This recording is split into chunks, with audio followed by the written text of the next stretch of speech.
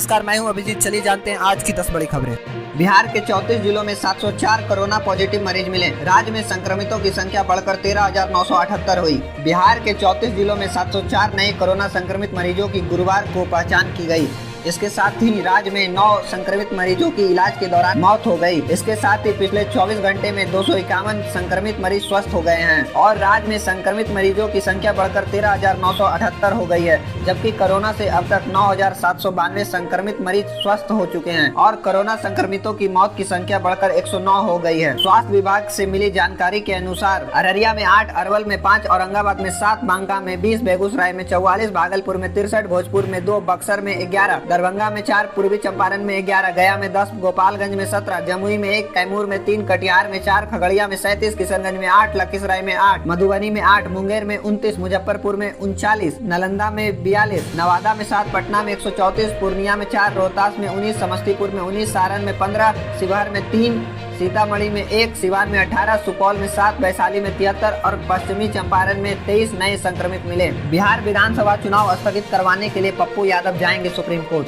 जन अधिकार पार्टी राजेश रंजन उर्फ पप्पू यादव ने कहा कि बिहार में कोरोना वायरस के मामले रोज तेजी से बढ़ते जा रहे हैं। ऐसे में बिहार में विधानसभा चुनाव कराने की कोई जरूरत नहीं है। उन्होंने चुनाव आयोग से आम जनता की स्वास्थ्य की चिंता करते हुए चुनाव को कुछ समय के लिए टाल देने की मांग की और कहा, यदि चुनाव स्थगित नहीं किए गए तो हम सुप्रीम कोर्ट जाएंगे। वे बुधवार को उक्त बातें पार्टी की कार्यकारिणी बैठक के दौरान कही। बैठक की अध्यक्षता बिहार प्रदेश अध्यक्ष रघुपति सिंह ने की। उन्होंने बैठक में कहा कि चाहे चमकी बुखार हो या पटना में जल जमाव, CAA NRC का विरोध करना हो या लॉकडाउन के दौरान गरीब जनता के बीच राशन बांटना हो, हमारी पार्टी हर मुसीबत में लोगों के बीच रही और करोड़ों लोगों की मदद की। तेजस्वी यादव ने बिहार में कोरोना विस्फोट पर CM को घेरा, कहा वायरस रोकने में सरकार विफल। बिहार में कोरोना विस्फोट के चलते कई जिलों में लग रहे लॉकडाउन को लेकर बिहार विधानसभा के नेता प्रतिपक्ष तेजस्वी यादव ने नीतीश सरकार पर हमला बोला है। तेजस्वी यादव ने कुछ देर के अंतराल पे किए ट्वीट में प्रदेश में कोरोना वायरस को रोकने में सरकार को विफल करार दिया। नेता प्रतिपक्ष ने कोरोना संक्रमण पर अपने पहले ट्वीट में लिखा कि मैं CM को चुनौती देता हूं कि वो कोरोना वायरस के प्रसार को रोकने के लिए उठाए गए कदमों पर बोले। जैसा कि मैंने पहले ही कहा था कि वे उम्मीद करते हैं कि आग अपने आप बुझ जाए, जबकि इसने स्थिति को और बिगाड़ दिया है। वहीं अपने दूसरे ट्वीट में नेता प्रतिपक्ष तेजस्वी यादव ने लिखा है कि नीतीश जी 100 दिनों तक अपने कंफर्ट बंगले में सो रहे हैं। 4 महीने के शुरुआती लॉकडाउन में कुछ नहीं किया तो अब कई जिलों में खंडित लॉकडाउन की घोषणा की जा रही है, जो इस तथ्य का एक प्रमाण है कि वह वायरस को रोकने में विफल रहे हैं। लोगों के जीवन के साथ खेलना बंद करें। किर्गिस्तान में फंसे बिहार के 1500 मेडिकल छात्र कर रहे हैं घर लौटने का इंतजार, नहीं मिल रही है मदद। लॉकडाउन के दौरान विदेशों में फंसे लोगों को वापस लाने के लिए चलाए गए वंदे भारत मिशन का लाभ सहरसा सहित बिहार के बहुत सारे छात्र छात्राओं को नहीं मिल रहा है। करीब 4000 किलोमीटर दूर किर्गिस्तान में सहरसा के दर्जनों मेडिकल छात्र सहित बिहार के करीब 1500 विद्यार्थी वतन वापसी की राह देख रहे हैं। ये विद्यार्थी बिहार से लेकर केंद्र सरकार और बॉलीवुड अभिनेताओं तक मदद की गुहार लगाकर थक चुके हैं। सहरसा के गौतम नगर निवासी रिटायर्ड बैंक अधिकारी रंजन कुमार सिंह के पुत्र अमन सिंह ने बताया कि वे वर्ष 2014 से किर्गिस्तान के जलालाबाद स्टेट यूनिवर्सिटी में पढ़ाई कर रहे हैं। इस साल स्नातक की पढ़ाई पूरी हो चुकी है। 2 महीने से वतन वापसी का प्रयास कर रहे हैं।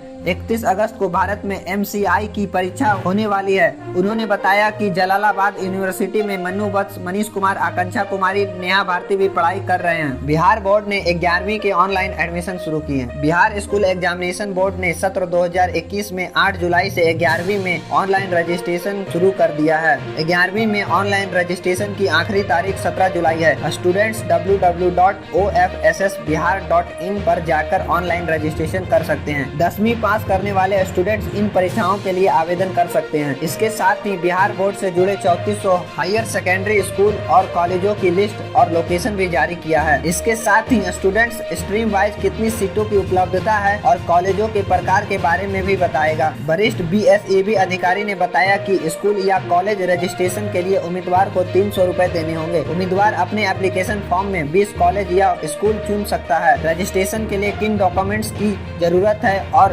अलॉटमेंट सिस्टम आदि से जानकारी पाने के लिए कॉमन प्रोस्पेक्टस देख सकते हैं। जिन स्टूडेंट्स के यहाँ इंटरनेट भी नहीं है वो राज्य भर में बने वसुधा केंद्र जाकर रजिस्ट्रेशन कर सकते हैं। यूजीसी ने परीक्षा कराने के लिए जारी किया विस्तृत ब्यौरा। यूनिवर्सिटी ग्रांट्स कमीशन ने बुधवार को कोरोना वायरस संक्रमण के बीच विश्वविद्यालयों के अंतिम सत्र की परीक्षाएं आयोजित करने के लिए विस्तृत ब्यौरा यानी मानक संचालन प्रक्रिया SOP जारी कर दिया है। गृह मंत्रालय ने कहा कि यूजीसी के अनुसार अंतिम सेमेस्टर की परीक्षाएं अनिवार्य है। पत्र में लिखा गया कि फाइनल टर्म्स की परीक्षाएं बहुत जरूरी है, इसलिए स्वास्थ्य मंत्रालय द्वारा मंजूर SOP के तहत परीक्षाएं कराई जाएंगी। गृह मंत्रालय ने कहा कि कॉलेजों को कोरोना को लेकर स्वास्थ्य मंत्रालय के मानकों को पालन करना होगा, जिसमें 2 गज की दूरी, मास्क एवं आरोग्य सेतु ऐप जैसे प्रावधान शामिल है। इसमें बताया गया कि ऐसे स्टूडेंट जिन्हें सर्दी, जुकाम, बुखार और कोरोना वायरस के दूसरे लक्षण है, उन्हें परीक्षा में दूसरे दिन बैठने का मौका देना चाहिए या दूसरी परीक्षा में बैठकर परीक्षा करानी चाहिए। इसके अलावा परीक्षा केंद्र पर 2 उम्मीदवारों के बीच 2 मीटर की दूरी होनी चाहिए। इसके अलावा परीक्षक को मास्क और ग्लव्स पहनने होंगे।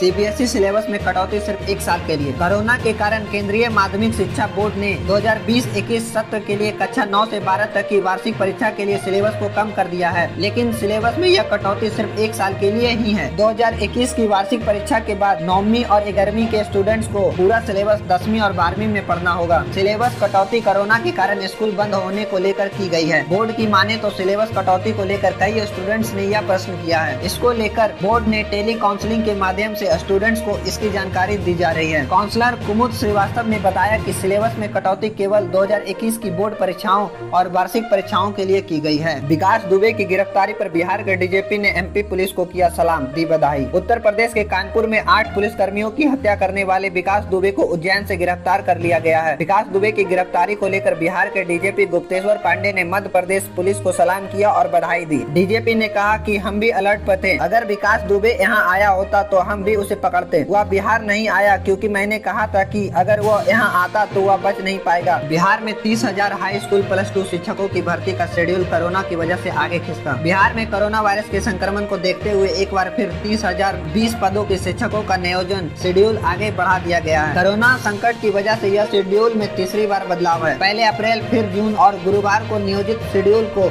आगे बढ़ाया गया। शिक्षा विभाग द्वारा गुरुवार शाम जारी अधिसूचना के मुताबिक राज्य के सरकारी माध्यमिक, उच्च माध्यमिक स्कूलों के लिए अंतिम रूप से चयनित अभ्यर्थियों को अब 22 जुलाई से 25 जुलाई के बीच नियोजन पत्र बांटे जाएंगे। पटना DM समेत कई जिलों में कोरोना संकट की वजह से 10 से 16 जुलाई तक लॉकडाउन लागू किए जाने की वजह से नियोजन कार्यक्रम में यह बदलाव हुआ। मौसम विभाग का अलर्ट, बिहार के इन जिलों में 4 दिनों तक भारी बारिश और वज्रपात की भी आशंका। उत्तर और मध्य बिहार के जिलों के लिए गुरुवार से रविवार तक मौसम के लिहाज से सतर्क रहने का दिन है। इन 4 दिनों में नेपाल के तराई वाले क्षेत्रों में अत्यधिक बारिश का रेड अलर्ट जारी किया है। इस दौरान अधिकतर जिलों में वज्रपात भी हो सकता है, इसलिए जान माल का नुकसान की भी आशंका है। वहीं पटना में शुक्रवार को भारी बारिश का रेड अलर्ट जारी किया गया है। मौसम विभाग के अनुसार पश्चिमी चंपारण, पूर्वी चंपारण, गोपालगंज, सिवान, शिवहर, सीतामढ़ी, दरभंगा, मुजफ्फरपुर, समस्तीपुर, सारण, मधुबनी, सुपौल, अररिया, सहरसा, मधेपुरा, पूर्णिया, किशनगंज और कटिहार में जबरदस्त बारिश होगी। विभाग ने चेतावनी जारी करते हुए कहा कि बारिश के समय बिजली चमकने और गड़गड़ाहट की आवाज हो तो घर से बाहर ना निकले। संभव हो तो पक्के मकान में शरण ले।